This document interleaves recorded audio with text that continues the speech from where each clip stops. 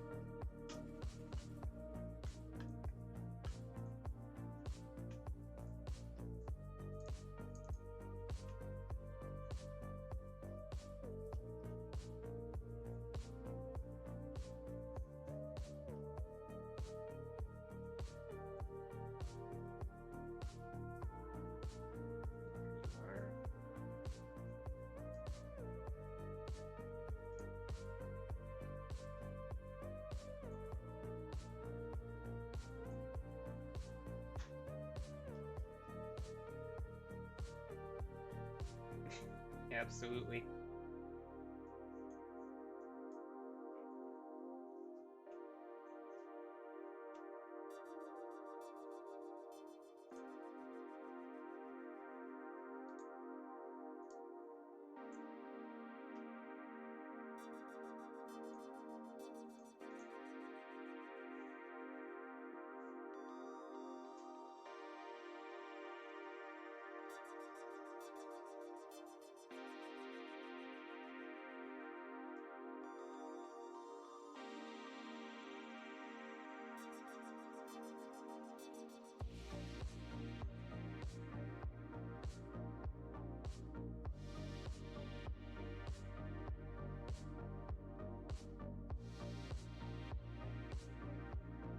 Sure, why not? It just started and we're letting it happen.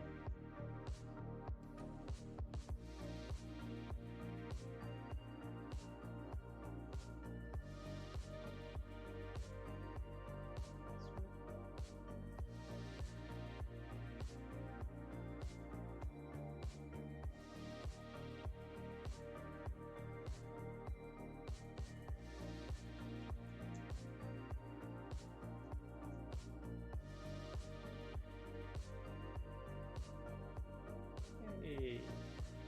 Hola.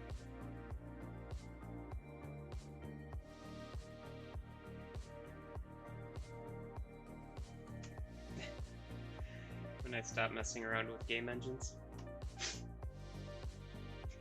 This is a result of me getting frustrated with Pygame and that horrible movement engine I was working on.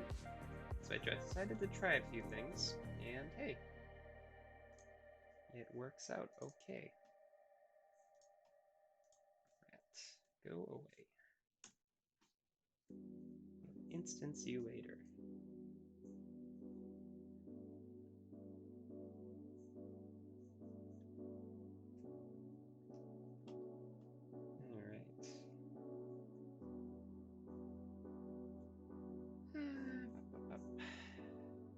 You are going to get instanced later on.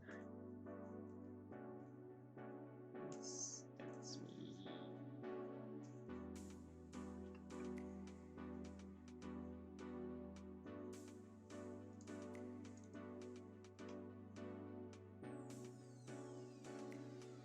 Okay, good enough. So let me give you the series of events that's happening here. Let's see.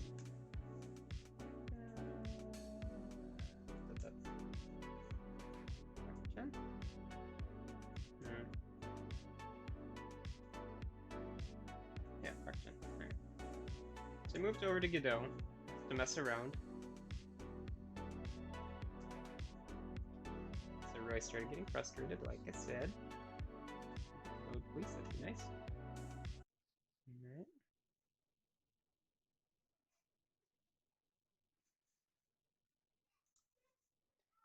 Eee. And then I moved my procedural thingy over here, and that's going really fast. Then I decided I should probably figure out the input control, so I just kind of hand painted that tile map like this. And I figured I'd add stuff in later, and we'll see how that goes. It was fun. I like it. Too much. Alrighty, we should probably start class here. Alright, pointer, and oops, thank you. Alright, so a couple of things to chat about. So, homework 3 and 4 group stuff are going to be another couple of days out. I lost power over the weekend and didn't get to grading because I had no electricity or a UPC to keep working while that was happening. So that was fun. Other thing too, so we are halfway through November-ish, right? So it's the 16th today. We have about a month before finals, so the morning class asked for some more firm requirements for the final presentations and all that fun stuff. Yeah, it does feel like March.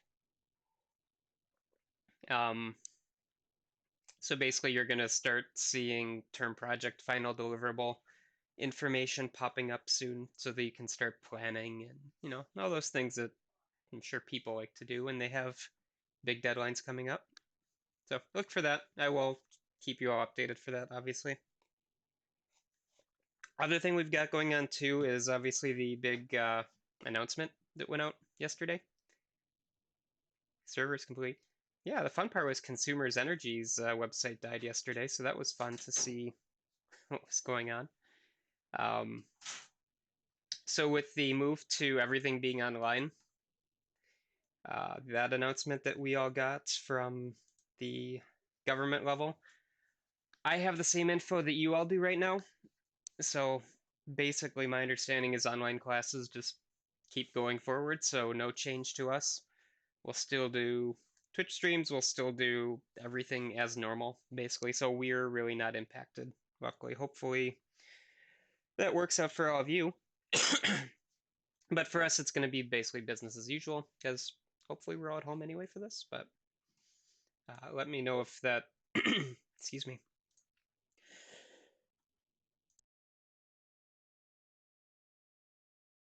Sorry about that. I do not know. Next semester, my guess is it's probably going to look a lot like this semester. If you're taking any of my classes, they will all be online. I can guarantee you that. It's probably going to be faculty dependent. I know some people are really pushing for in-person classes. I'd rather just have one format and stick with it.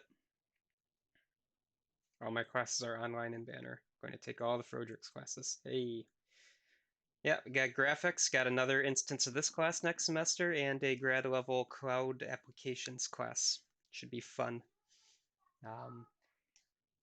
We're getting the information at the same rate as you are all though. So yeah, if it's probably gonna be similar. My guess is they try to start hybrid and then move to probably online because that's just how it goes with this thing. But yeah, we will see. If I get any info that impacts us, I'll let you know. But with us being online, I don't see any changes whatsoever. We're all going to be the same. So, yeah, what else? So we had, so I just want to pull Blackboard up really quickly here. November 23rd, okay. For some reason I was thinking the homework was due today. It is due next week. So you have one more week to go before that is due. Already have had some questions on it. Just basically make sure that if you have any questions or concerns about what I'm looking for, just let me know. Happy to elaborate on that. So what we're going to talk about today is decomposition. This is a fun topic, and I can guarantee you already I'm going to be doing a lot of this, a lot of hand waving. It's going to be exciting. Basically, we are going to talk about things decomposing from a software engineering perspective. So here I've got a cutesy little zombie. Anybody have a guess what decomposition would be in terms of software engineering or engineering in general? Basically, it is a term that you may hear again, even outside of the context of SE. Any guesses as to what this could be?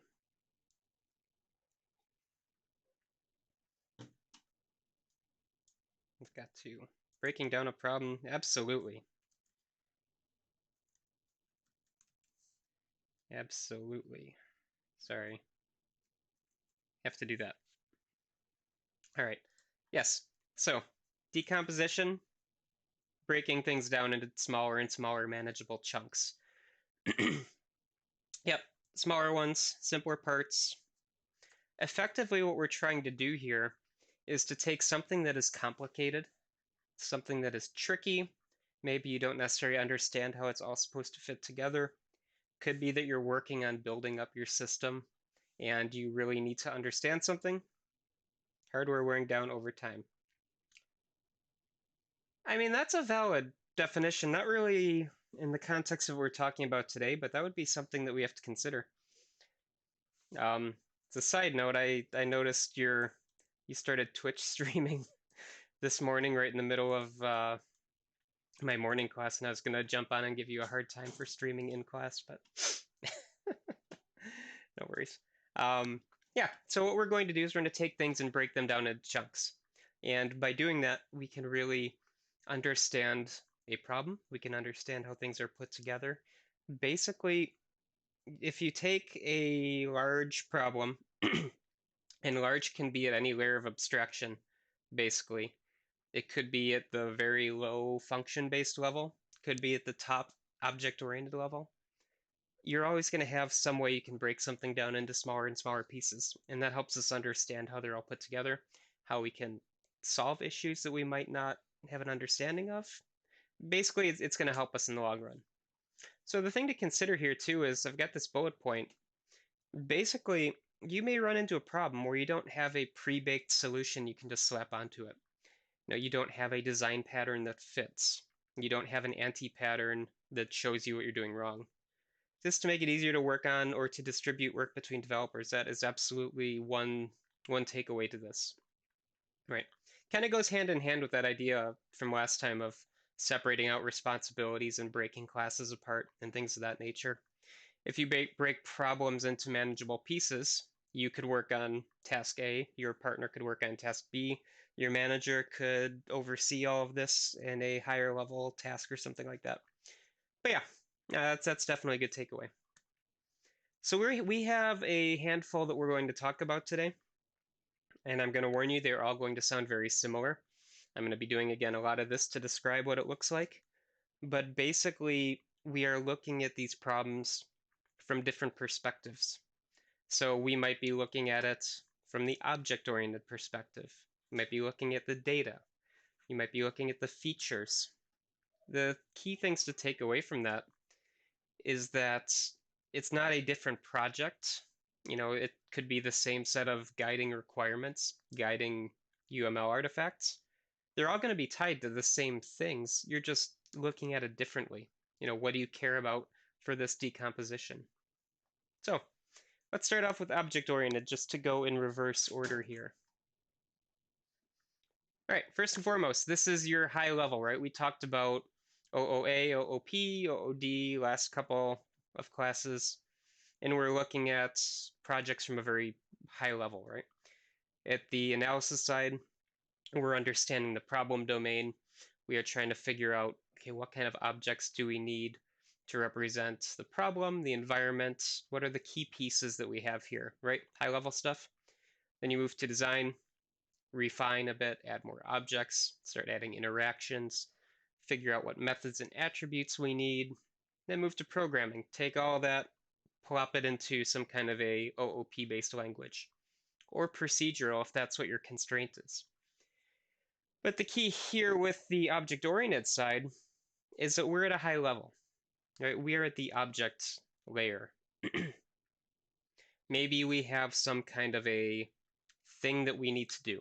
And again, this is that hand wavy notion here, right? We have some system we have to implement or some module that has to be created. Well, to understand this module, let's break it apart into objects. Or let's take objects that we have already defined and assign them to this problem. So if you look at it at a high level, what are the types? What are the relationships? Sounds very, very similar to what we did with like communications diagrams, with class diagrams, figuring out who is related to what, right? What classes are tied to each other, what don't have any impact. Basically, you're trying to get a very clear representation of your overall system. Maybe you have a system of systems, right? System A has systems B, C, and D all attached to it. What do those attachments actually mean? What are these system objects that you're instantiating? So that's at a high level. At a low level, again, what are the attributes? What are the operations? What are the particular parameters that each object needs to operate? And if you're making a class diagram for my little T thing here, because this is what I have on hand. What are its attributes? Well, it's cute. It's got a little leaf on it. It's nice. Its material type is rubber. It's got a metal thing in the bottom, and it drips all over the place because I didn't put a deep enough cup on the bottom. But the attributes I would need for that, I could very easily write out and figure out, right? So this type of decomposition, class diagrams definitely fit in here. So here is an example with a very, I'm going to put class diagram in quotations here. It's one of those high-level ones where we don't have the attributes or methods inside of the class. We're just basically trying to get a feel for the objects in the system. So here we're looking at, updating some kind of a file system here. So we might have a file, and if this could be like a database or something of that nature, maybe we have various records, we have updates that need to be applied. If we go to insert something, we might look at a checksum to see, hey, is this a valid insert? I guess this might not be a database. It could be like the meta information for the file. But the key point with this type of a system is that you have objects, and then we have interactions here, right? So to update a file, we need to call update. This particular object may have a get, a put, a create set of methods. Maybe we need a formatted update. Maybe we have to run a match operation, check if this insert is actually valid or not, and look at a checksum for validation, basically. But the key here is that at this layer of abstraction that we're looking at, we don't have a lot of details on attributes or even which methods are going to be called with what type, what parameters. We're just looking at, what are the method interactions here. So this would be a higher layer of abstraction. If we want to get to a lower level, let's add those attributes, add those methods, flesh this out into a more formalized class diagram. But the key here is that we have some nebulous system that we have to figure out. What are the pieces that we need? And again, you have already kind of done this when you've done class diagramming, right? When you've done your UML artifacts, we're effectively doing a lot of this object-oriented decomposition. How do you break this into a smaller, manageable chunk? Good? So that was object-oriented. Think of it as the high upper level. Again, dealing with objects. And that should be another takeaway here too, is that, again, all of these are going to be very similar notions. So how many things do we have here? 3, 6? We have a 6-sided die. These are all faces on that die. They're all looking at different aspects of the same thing. Look at the front bit of what each of these are, and that gives you the perspective you're supposed to be looking at. So here we're looking at objects. Again, level of granularity just depends on your perspective here. But we can also look at the functional side of things. So this type of a view, it's going to be looking at the functions, the methods. Could be that this type of decomposition would be more useful for like a procedural type of system or something more embedded where you don't have as many, like object-oriented paradigms to deal with, you could still apply it to OO as well. Again, we're looking at functions. So what does that mean for decomposition? Well, let's say that we have a list of things that we need to do, right? Functions. Let's partition them into modules. We have functions A, B, and C. We can all group them over here. Functions D, E, and F, we could group into this module. If you're looking at a vehicle type system where everything's embedded, again, very procedural, here's all the stuff related to the radar. Here's all the functions related to the camera. This is the radio. This is the door controllers. Here's the windshield wipers. We're breaking these pieces down into modules. And again, this is kind of at a higher level where we're figuring out, okay, what's a module? What does that comprise? And all that fun stuff. You can also look at a lower level where maybe I have a function that is just too complicated. So go back to that notion of cohesion and coupling from before. Classes should be very well focused. You could say the same thing for functions. Maybe it makes sense to break them into subfunctions, which could then be assigned to modules that are smaller in scope. Which functions call which functions? If you have a large God function, you split up into smaller functions that are called by the God function. Yeah, that was basically going to be my example. Absolutely. So you have some big nebulous function. And a good example is like a graphical application. Handle input, update enemies, update player, update environment, draw to screen, do all that fun stuff. If you have all that code written out in there, it's very messy and very bulky. But if you separate it out into subfunctions, update enemies, parentheses, update environment, parentheses, update user, parentheses, then yeah, you're breaking it up into smaller and smaller functions.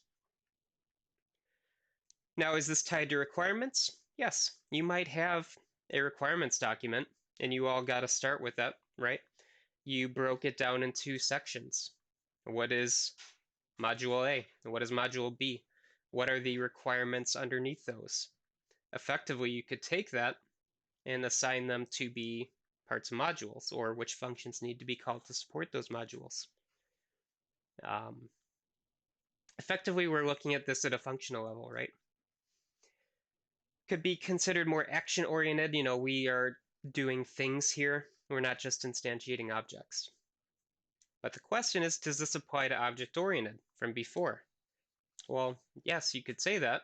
There are methods and attributes that are going to be tied to these objects, right? We could define a class, we could define its attributes, we could define its functions. Then do we maybe look at breaking it up even further? Possibly. Then we look at something like subclassing or inheriting or something like that. And then the question is it functional or object-oriented at that point? I guess up to your perspective. All right, so here is an example, and this is a warning, going to look very similar to the next set of perspectives that we have. But here we have a hotel system, and we have a bunch of functions that it needs to do, right? So if you're going to go to a hotel, you need to reserve a room. The hotel needs to manage their rooms. You might have a service for reserving things, right? Check your reservation, log on. Manager services, if you're an employee, you have to check in for your work time, punch in, punch out, that kind of thing. You could really consider these, again, depending on your implementation and perspective, you might make this more object-oriented. But for this example, let's say we have a main function, check reserve rooms, parentheses, manage rooms, parentheses, reserve services, parentheses. So maybe this is a functional system. We could consider these to be modules, and so maybe we invoke them as modules and have them be processed when the need arises.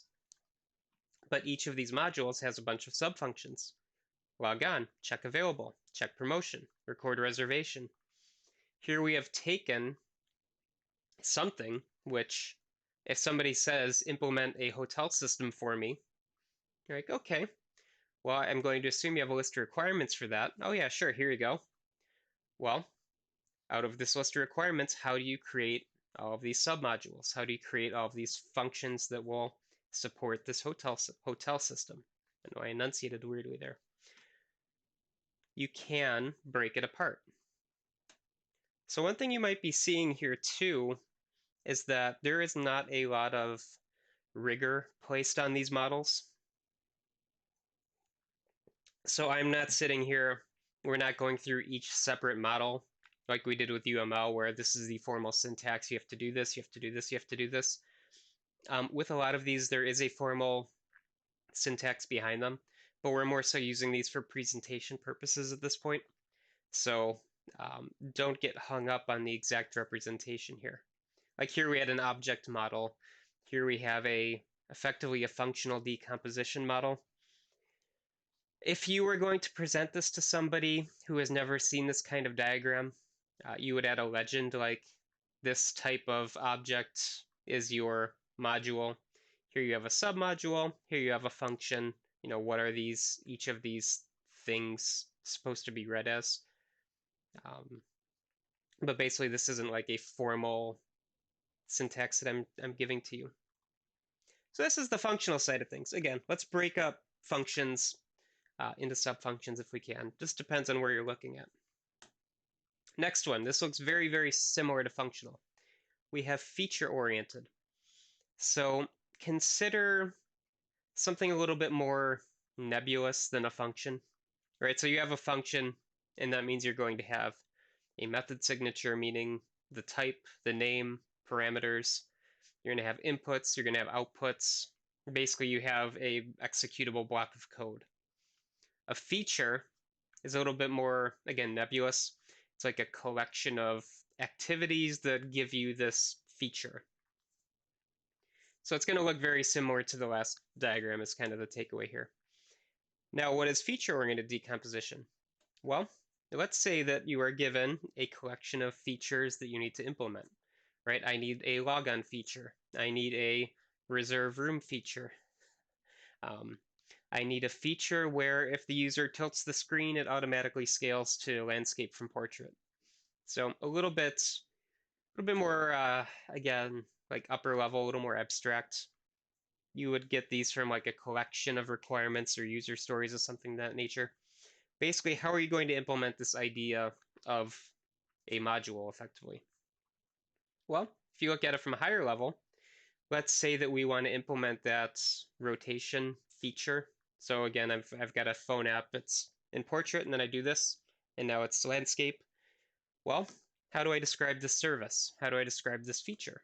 Well, I'm going to need a feature for handling screen resolution. I'm going to need a feature for handling gyroscope data or orientation data, probably come from the gyro. I'm going to need drawing features to be able to redraw the screen. And then those would be decomposed into further and further sub-features, which you could then assign to like functions or something like that. Basically, how do you break down a problem? One example that we could have too, which might help a little bit of a different example, consider something like Photoshop or Premiere, some kind of photo or video editing software, right? You have a feature that you can edit a video, edit a picture. Then I want another feature where I can apply filters. I want a feature where I can cut up the timeline. I want a feature where I can stretch and skew and do all kinds of fun stuff, and then features for exporting to whatever format you want. You could consider those features, sub-features, sub-sub-features. It just depends on how deep you want to go with this kind of model. But here is a visual, again, looks very similar to your functional model, where we have some high feature, like high level, upper level goal here. And let's break it down. So this particular figure, just as a warning, I just yanked it off Google Images because it was a nice visual. I'm pretty sure this is for some kind of a graphics application for like transforming, filtering, providing like transformational abilities and transition abilities from like pixel to pixel, but I should probably look into this a little bit closer. But we might need to play around with this object's volume. So we could be adding mass, could be taking away mass. What does that mean? So we need a feature to handle the volume.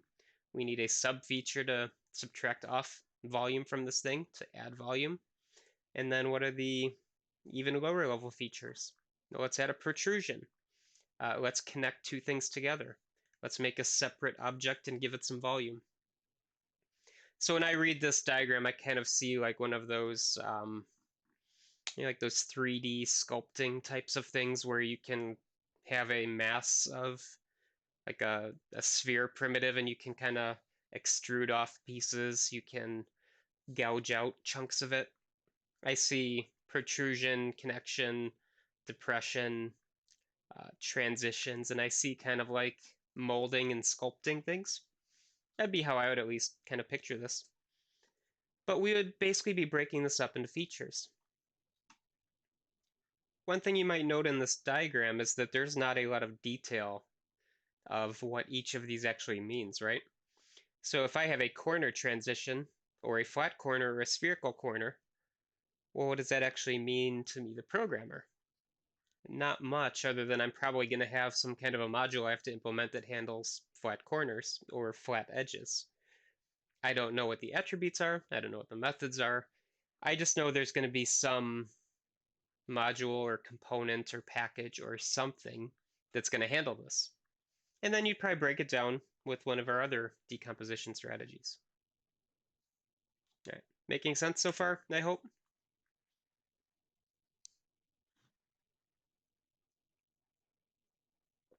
Kind of the key here is, again, these are all going to be the same idea. It's just going to be at different levels of abstraction with different perspectives. You might not be the same programmer or the same person doing every single one of these, right? You might have somebody who is the programmer, maybe the designer. He's doing object-oriented decomposition, breaking things down into classes and relationships. You might have an analyst on your staff who cares about data. They don't care about the class diagram. They just want to see how data flows across the application. This person might be doing what we're talking about here. What a great transition into that. It was so organic. All right. So data oriented. This is looking at how effectively, again, data flows across your application, how you represent data, and how you store data. So right now, data-driven applications are kind of the big buzzword, right? Everything's got to be data-driven these days. It doesn't have to be that complicated. It could just be as simple as you pulling in some information and storing it. It could be how you represent an internal data structure. Like if you have a list of records, if you have a list of objects, if you have a list of pixel locations, it could all be data for you. So how do you decompose that? Well, from a high level, you might break it up into data structures, right? What classes, what data structures are you going to have to represent your data? If we go back to the last lecture when we had that, what was it? It was is it the coupling or the cohesion?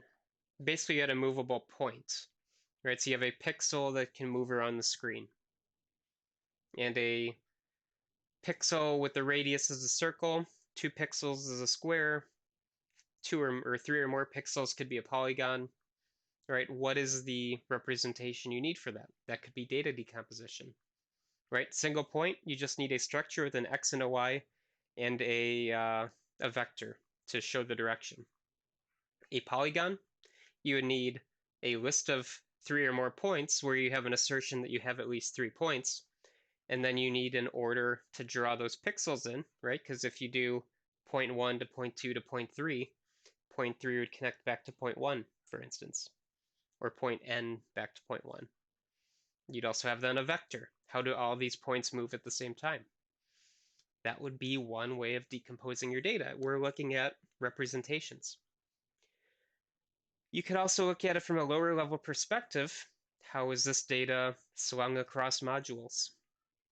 How do you get and load this data? Who can consume it? Who can update it? Things of that nature. Have any of you taken web design or any database classes at all yet?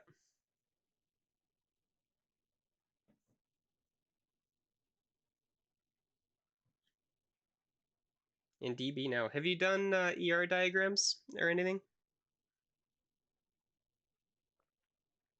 C. That's a data-oriented decomposition. You're representing your data model. So for those of you who have no idea what I'm talking about, basically, when you're creating a database, 11 out of 10, not a fan. Hey, it is one thing that you will probably have to do if you're going into databases. Basically, just represent what your database structure looks like. What are the tables? What are the rows? What are the attributes? Maybe what are the relationships between them, right? If you have a list of users, user table would have an ID. That ID is linked all over this other database or all over your other tables so that you can very easily pull out information, your primary index or your primary key. Your diagram demonstrating how all of these tables look would be a data-oriented decomposition. You're probably giving me the frowny face because you also had to normalize them. Fun stuff. Oddly enough, that was I always got a kick out of normalizing database tables. I don't know why. It's was the one bit of elegant programming I can wrap my head around. Not a fan of normalization. Aw. But the key here is that we are representing data. What are the tables? What are the fields? What are the relationships? Doesn't have to be an ER diagram. Could be a class diagram, with objects listed out. What are the relationships? How is data stored? So here I've got two examples, and they're going to be very different here. So here we've got one look at data-oriented decomposition. So here we're looking at it from a structural perspective. Here we have a system of some kind. Could be your web design application talking to a database, but you have the system boundary here. All right, so we have some application, some nebulous hand-wavy application. Inside of it are a bunch of data structures. These structures are going to hold your data. Again, it doesn't have to be a database, can be a player, could be enemies, could be environmental objects. Where are they placed? What kind of attributes do they have? What are they? What's the data behind them? These are all going to be governed by some kind of a requirement. So again, you all have done some requirements, and you're specifying how this data can be represented. You might not have realized it, but a lot of your requirements probably have data-related hooks on them, right? This is going to be, we need to store, I don't know, a sequence of commands. Those of you doing the smart mirror, you have to store a JSON file full of the configuration information for each of your, magic mirror objects. Those of you doing a calculator app or a calendar app, here is all of the event data. Here's all of the, user input calculator data that we have to read. How are you going to store it internally? So we're going to create a bunch of data structures that can hold that. You might have one nebulous structure which is decomposed into smaller and smaller and smaller pieces. They could all be tied to requirements that specify this is what is going to happen. Now, for example, here, so you've got A, C, D, F, G, H. So basically, we're breaking them down into smaller and smaller pieces. This could be my game structure. This could be my high-level polygon, so movable square, movable polygon, movable circle. And then these all decompose into like a movable point. So we're basically breaking them down into smaller and smaller pieces. And this could be as simple as having a reference to some other class. Right, so class game, class movable object, class movable point. They're all kind of based on each other. It's where this decomposition notion comes into play. You're breaking things down into smaller and smaller chunks. Here's another view of it. Now, this is more of a system administration type of view. It's a large network type of application where you basically have a bunch of users probably spread throughout the globe, and they want to access some files. Well, how do they do that? They need to talk to servers. Servers would talk to some cloud storage provider. Could be like Google Cloud, AWS, Azure, any of those providers, right? They're going to have servers with data on them. Now, what is the decomposition of data in this instance? Well, you probably have, again, these cloud servers. They may have data stored in files. The files might be replicated for backups, for consistency checks. There might be access methods that you have to call to get data from cloud storage. But basically, you're breaking apart how this data is transmitted to the users in this case. So again, it's a slightly different view where instead of storing structures and storing, like local, very low level ideas, how are we simply distributing the data amongst our application members? It could be to users, could be to APIs. How is data moving from point to point? So you can look at it at multiple levels of abstraction here. All right, so we had data, we had features and functions. Now we can look at the processes. This is one where there is a diagram attached to this that I'm quite fond of, so I'll talk about it a little bit more. But basically here we're looking to see how your various processes in your system interact with other processes, how data coming in gets changed as it's going out. So here we're looking at processes. Now these are going to be, again, some kind of a thing that has to happen, and it's going to be more descriptive of what is happening internal here. So let's look at it from a high level and a low level design. So maybe what are the main tasks of your system, right? So if your goal is to write a calculator application, the overall process would be handle user input, transform into math operations.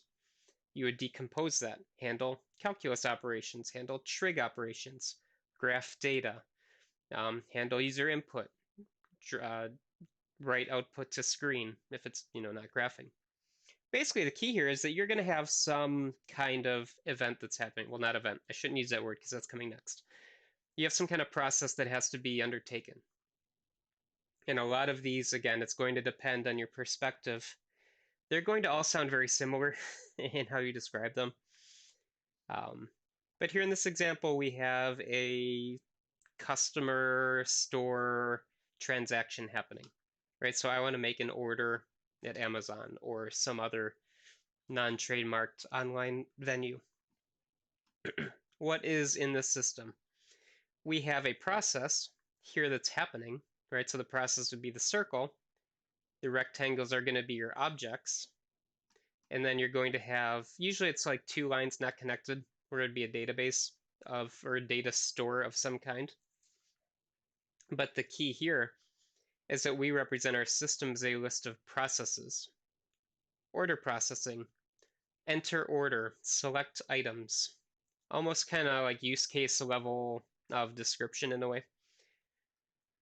But the key here is we're trying to figure out how things work together. So if I go to a storefront online, right, I would log in. I would have a process for login. What does that mean? Well, I would have steps to enter my credentials, check in the database if you exist, register if you're a new user, things of that nature. That would all be part of this login process. The data going into that would be my username, my password. The data coming out of that would be a token for my successful login. Might be a object saying user not recognized, circle back to login or something of that nature. In this particular example, let's say that I want to make an order. So let's say that this sales object is our initial point of entry. Might be a little bit easier. We're going to process an order. The order is going to come back to sale. Well, let me step back, I guess. Customer wants to make an order. This customer talks to the sales object, person, formal entity, whatever it's going to be. This will then process the order and go to this internal whatever has to happen. Send money to the internal mechanism, move some numbers around. Order is now being processed and coming to your door at home. I feel like I'm not explaining this very well. Basically, you have lines going in, lines coming out of a circle. What has happened? All right, so effectively what we have is just a list of things happening either sequentially or concurrently. It kind of depends on your process. What's the data going in, what's going out? Um, that makes sense. let me ask that before we can move on to events.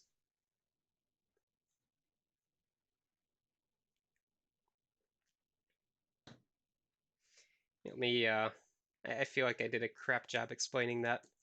Let me pull something up really quickly here. I'm just going to pull up an old paper of mine because I know it has a data flow diagram with it. Bup, bup, bup, bup, bup, bup. There we go. This one's a little better. I should have just used this. So you don't need to read this paper, by the way. This would be another example of a data flow diagram where you have a bunch of things happening.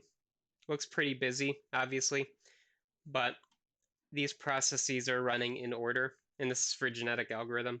So you start by defining things, you configure it, you evaluate it, you perform some selection, generate new ones, you go around this loop, and then when you're done, you go to this process. The lines in, the lines out are specifying what's going in, what's going out. You would ideally say what has changed. You can add some constraints on here. Basically, you're depicting effectively program flow with data attached to it. All right, enough of looking at my ancient history here. So hopefully that helps explain a little bit better too. We also have events, which we can handle as well. And again, this is another perspective where we are not handling necessarily procedural types of events or types of functions.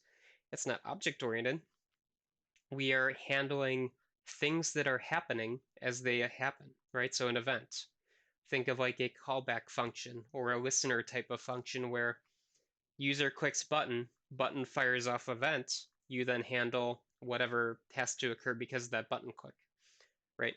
So in this case, you're decomposing the problem by figuring out what are all the events. It's catalog all of these things that can happen. What is the response going to be of the system? And in this regard, you can almost turn your system into like a state machine type of a thing, where you start out in this state, event happens, now you are in this state. Or event happens with all of these parameters, then you go down to this state. Right, so go back to that login example. System is in its initialization phase, initialization state. Nothing has happened yet. User logs in. We are now at the logged in state. User clicks account page. We are now at the account page state. User clicks buy item. We move to the sales state. All right, so you're basically trying to figure out which events trigger changes in your program with this particular decomposition. One of the things that we kind of skipped over were state machine diagrams when we talked about UML. Basically, this would be one representation of an event-based decomposition.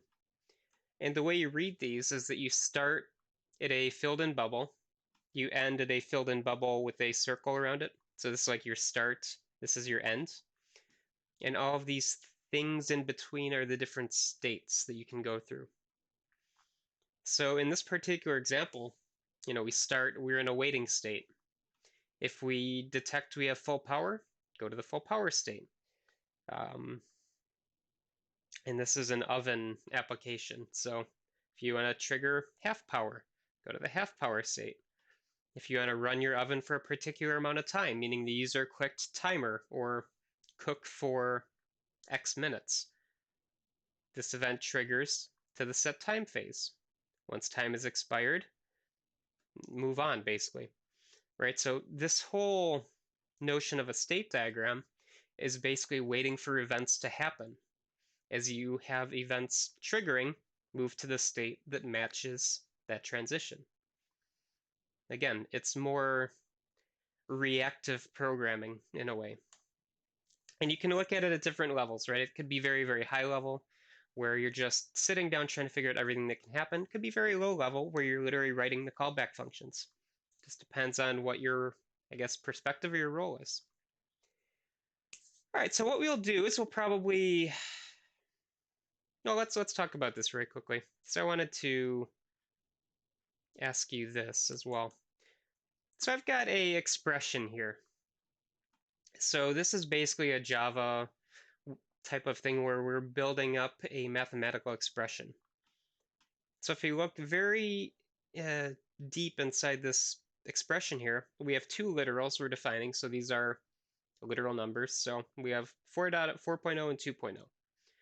So we are going to call subtraction on these two numbers. So it'd be 4 minus 2, right? Well, the output of that goes to the input of addition. So add 4 minus 2 plus 6. The output of that multiplied by negative 1.0. The overall expression is going to be the sum over the, basically the sum of all these parts, meaning what happened in the order they're called. Now, you could write this however you want, obviously. You could use whichever mathematical rules you want. But the key here is that we're breaking things apart. So what kind of decomposition would you say this expression is? So again, breaking apart a mathematical expression, we are effectively decomposing it into subproblems here. What would your guess be for what kind of decomposition this is?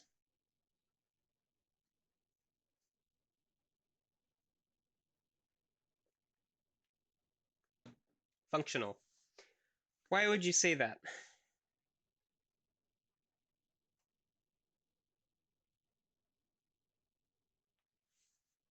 That's actually a good guess. So the funny thing is, this happened in my morning class too. Functional was the first guess. And I actually agreed with it. It wasn't my answer, but I agreed with it.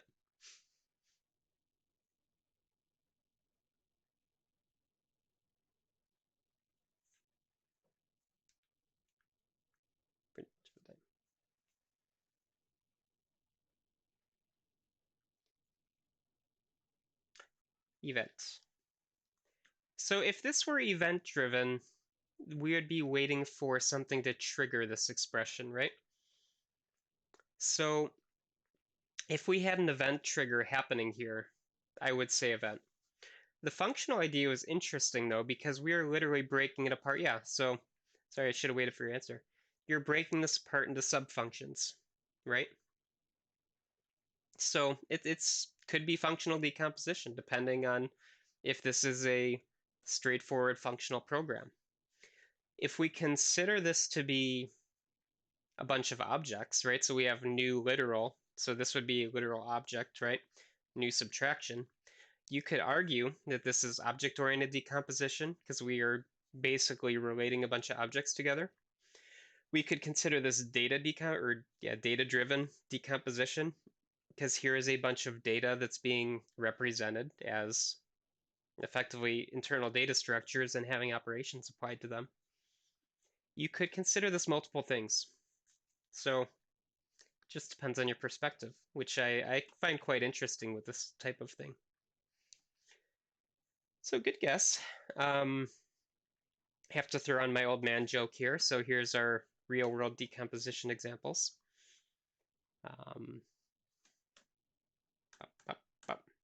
Nope, there we go. So a couple of questions as we end here. When do you want to use this and why do you want to use it? Just kind of wrap up and summarize. You want to do decomposition whenever you need to break up a problem to understand it. And it could be because you don't know how to represent this problem in code, you don't know how to write the proper artifact for it, or maybe you're just trying to get a grasp on how you're going to store things locally, or how classes will interact with each other. So you are all already doing this, except now we're basically just kind of formalizing what this is called. Right? When I ask you to refine your models or to create class diagrams, yeah, and to make it easier for other people too. Exactly. So if you decompose into functional like subfunctions and modules and all that, again, you could work on one piece, your project team members could work on other pieces. And then if you have an idea of how they all interact, right, what those relationships are, you can program to those basically programmed to your interfaces here, right? You will know how to construct things when you come back together later on. So, good takeaway there. I hope you all have a wonderful Monday. Looks nice, but I heard it's cold outside, so enjoy that. I will see you all Wednesday. We'll talk about testing. Start thinking about your unit tests for your term projects because those are quickly forthcoming, but should be fun. Anyway, I will see you all on Wednesday, and yeah, have a good day. Bye, everybody.